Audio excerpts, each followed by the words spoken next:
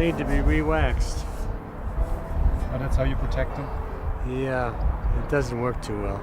The sun is so intense, it destroys the surfaces, and then the wind and the dust that's in the wind, the sand, it hits the surface like this is. I start with a gestural idea. It's like doodling. It's a simple way of saying it. And I start the same way in drawing on the canvas, gesturally expressing shapes the same way I do in the wax when I start for a bronze model. And I'm able to give it life by the fact the wax, because it's like clay, I can give it expression by modeling with my fingers and with warm tools. After I cast the piece in bronze, those maquettes are the ones that I make a series of about 10, let's say. And then out of the 10 models that I make up to 6-7 inches tall, I will select a version from them for a larger sculpture to be fabricated.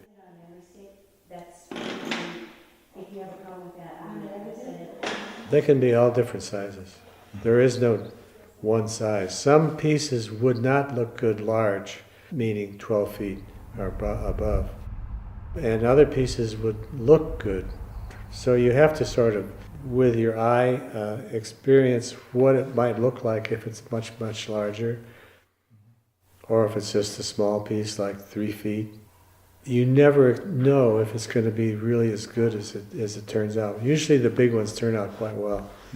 I'm usually very happy with the way they work.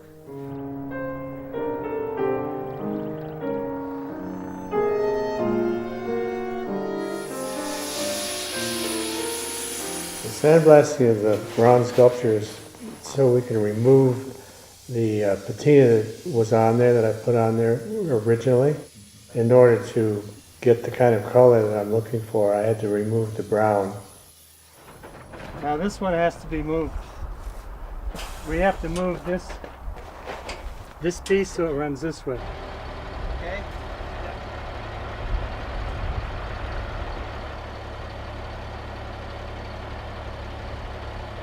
Then we put acids on the surface to change the color. And the color I'm looking for is a black with a little bit of blue-green specks coming through. The patina that I use for black is called Antique Brown Black, M20. And you put it on cold with a sponge or a cloth or whatever it is, and it's very easy to apply. And it turns it however dark you want it, from brown to black. Then you wash it down and apply cupric nitrate, which is an acid for turning a turquoise blue green. And you use a torch, propane torch, to heat the metal, and then we spray it on top of the heated area that's we want to turn green. And that's generally the way most of these blue-green pieces are made. I like many things about Bill's work, but most especially is the ability of the work to capture an artistic vision that's truly unique and that is authentic, sincere, and comes from a place that is both a studied place but also an improvisational one. He's got such a reach. He sort of transcends any particular genre as an artist. I think he works beautifully both in three-dimensional and two-dimensional work. And every piece he does has a story. There's a story there. It invites you in. That's the nature of New York, is that the city is so vibrant and it has so many ups and downs. It's about absorbing all of the action that is going on. It's a frenetic city, the most stimulating city I've ever experienced. Then you have so much, you have to get out of there. And Santa Fe is sort of like being able to relax, digest, and reflect.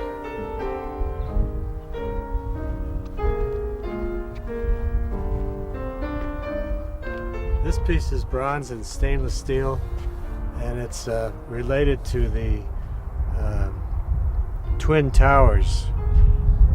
My studio in New York is 10 blocks from the Twin Towers, and when the Twin Towers came down, the aftermath, I just was influenced by these big shapes, not any direct symbolism other than that this is a geometric shape that's, to me, was part of what the towers were.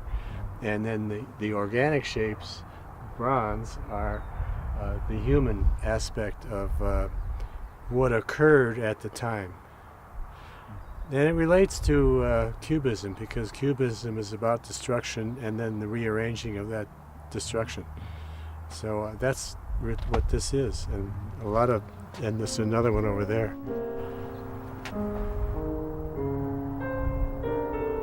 This feeling that you have listening to music is the kind of thing I get when I look at really good art. It's something that is hard to put your finger on, but it's something you do feel, and you say, I really have to have that. I like that. I want to enjoy it. I want to experience it. I want to have it with me. It's similar to having a great relationship with another person.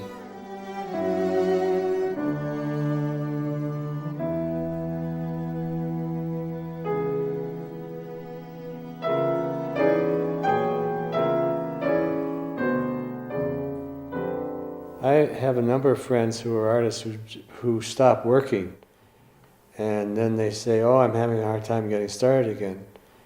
Well, it's like anything. If you don't keep the juices flowing, you do get hung up. And so I usually am working all the time. I never really stop. I think the longest vacation I've ever had is 2 weeks. I just have thoroughly enjoyed being able to create work and work on it. It is my life. It's something I never want to not do. I don't enjoy anything else as much as making art. I don't really know how the changes that are going on here, what causes that. But anyway, I just have to wash it down and then clean it up. It gets better over the years. Most of the work that I have placed outdoors around the country, the ones that are 10 years and older are better. They look really good. Just the way Rodin sculptures were with the patinas. They're wonderful patinas.